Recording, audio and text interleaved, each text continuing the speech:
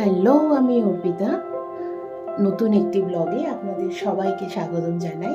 আজকে আমি চলে এসেছি নতুন একটি ব্লগ নিয়ে, যেটি হচ্ছে আজকে করব ঘরোয়া পদ্ধতিতে চিকেন কষা। তো তার আগে চিকেন কষাটা আমি আলু দিয়ে করব।